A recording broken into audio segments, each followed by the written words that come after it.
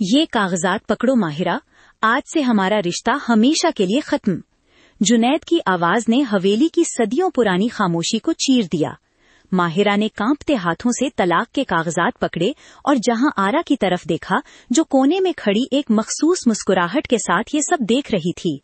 تم نے میری ہستی کھیلتی زندگی تباہ کر دی گیگی، تم نے میرے سہاگ کو مجھ سے چھین لیا۔ ماہرہ چیخی، لیکن جنید نے اسے بازو سے پکڑا اور سیدھا حویلی کے بھاری دروازے سے باہر نکال دیا۔ بارش کی پہلی بوند ماہرہ کے چہرے پر گری، جیسے آسمان بھی اس کی بے بسی پر رو رہا ہو۔ رات کا پچھلا پہر تھا اور حویلی کے در و دیوار پر ایک عجیب سا سایہ منڈلا رہا تھا۔ جنید اپنے کمرے میں بے چین گھوم رہا تھا، اس کے ذہن میں صرف جہاں آرا کی باتیں گونج رہی تھیں۔ اس نے فیصلہ کر لیا تھا کہ اب وہ مزید ماہرہ کے ساتھ نہیں رہ سکتا۔ ماہرہ نے جب دروازہ کھولا تو اس نے جنید کی آنکھوں میں وہ محبت نہیں دیکھی جو کبھی اس کے لیے ہوا کرتی تھی۔ جنید نے بڑے سرد لہجے میں کہا، میں نے فیصلہ کر لیا ہے کہ میں ماہرہ کے ساتھ نہیں رہ سکتا، میں اسے چھوڑ رہا ہوں۔ یہ الفاظ ماہرہ کے لیے کسی بجلی کے گرنے سے کم نہیں تھے۔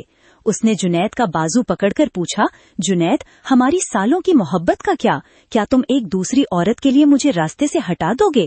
ماہرہ نے حویلی کے صحن میں کھڑے ہو کر دہائی دی۔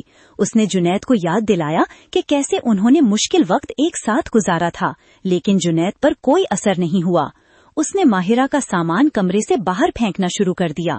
ماہرہ نے سوچا کہ شاید جنید کو کوئی غلط فہمی ہوئی ہے۔ اس نے کہا، تمہیں لگتا ہے کہ گیگی سچی ہے، وہ صرف اس گھر کا قبضہ چاہتی ہے، لیکن جنید نے کہا کہ اب بہت دیر ہو چکی ہے۔ ماہرہ نے اسپتال جانے کا سوچا کیونکہ اس کی طبیعت بگڑ رہی تھی، لیکن اس کے پاس کوئی سواری نہیں تھی۔ اس نے عاشق حسین کو پکارا، مگر وہ بھی جہاں آرا کے اشاروں پر ناچ رہا تھا۔ جنید نے غصے میں اس کا ہاتھ جھٹک دیا۔ وہ کوئی دوسری عورت نہیں، وہ جہاں آرا ہے۔ اس نے مجھے زندگی کا مقصد دیا ہے۔ ادھر دوسرے کمرے میں جہاں آرا اپنے آئینے کے سامنے بیٹھی ہوئی تھی، وہ اپنے بالوں میں کنگھی کرتے ہوئے خود سے باتیں کر رہی تھی۔ اس نے سوچا کہ کیسے اس نے آہستہ آہستہ جنید کے دل میں ماہرہ کے خلاف زہر بھرا۔ آسیہ دروازے پر کھڑی تھی، اس نے سب دیکھ لیا تھا۔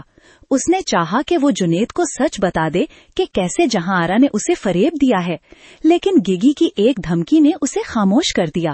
جہاں آرا نے جنید کو اپنے پاس بلایا اور اس کی آنکھوں میں آنکھیں ڈال کر پوچھا، کیا تم واقعی مجھ سے شادی کرو گے؟ جنید نے بغیر سوچے سمجھے ہاں کہہ دی، جیسے وہ کسی سحر میں مبتلا ہو۔ ایپیسوڈ 13 میں ہم دیکھیں گے کہ ماہرہ عدالت جانے کا فیصلہ کرتی ہے۔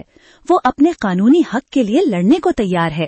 اس نے اپنے دوستوں کو فون کیا اور کہا کہ وہ جنید اور جہاں آرا کو ہمیشہ کے لیے جیل پہنچائے گی، لیکن جہاں آرا کے پاس ایڈوکیٹ شکیل کی طاقت تھی۔ شکیل نے ایسے کاغذات تیار کر لیے تھے جن سے ثابت ہوتا تھا کہ ماہرہ ذہنی مریض ہے۔ جنید کو جب یہ دکھایا گیا تو اس کا دل ماہرہ کے لیے مزید سخت ہو گیا۔ اس نے کہا، ماہرہ تم پاگل ہو چکی ہو، تمہیں علاج کی ضرورت ہے۔ ماہرہ نے چیخ کر کہا، میں پاگل نہیں ہوں، تم اندھے ہو چکے ہو۔ رات ڈھلتے ہی حویلی میں خاموشی چھا گئی، لیکن ماہرہ کی چیخیں اب بھی ہوا میں موجود تھیں۔ اس نے حویلی پہ دروازے پر دستک دی، مگر کسی نے دروازہ نہیں کھولا۔ آسیہ نے کھڑکی سے دیکھا اور اس کی آنکھوں میں آنسو آ گئے۔ اس نے سوچا کہ کیسے ایک معصوم لڑکی کو اس گھر سے نکال دیا گیا ہے۔ جہاں آرا نے جنید کو شربت دیا اور اس میں کچھ ایسی چیز ملا دی جس سے جنید کی سوچنے سمجھنے کی صلاحیت ختم ہو گئی۔ وہ صرف وہی کر رہا تھا جو گیگی کہہ رہی تھی۔ اگلی صبح ماہرہ تھانے پہنچی، لیکن وہاں بھی جہاں آرا کا اثر و رسوخ تھا۔ سپاہی نے اس کی رپورٹ درج کرنے سے انکار کر دیا۔ ماہرہ نے سمجھ لیا کہ یہ جنگ وہ اکیلی نہیں جیت سکتی۔ اس نے جنید کو آخری بار فون کیا اور کہا، آج تم نے مجھے چھوڑا ہے، کل یہ حویلی تمہیں نگل جائے گی۔ جنید نے فون کاٹ دیا۔ ایپیسوڈ کے اختتام پر ماہرہ راستے پر اکیلی کھڑی ہے اور سامنے سے ایک پرانی گاڑی آتی ہے جس میں کوئی ایسا شخص ہے جو شاید اس کی مدد کر سکتا ہے۔ کیا یہ سرمد ہے یا کوئی نیا دشمن؟ یہ سوال ناظرین کو اگلے ایپیسوڈ تک بے چین رکھے گا۔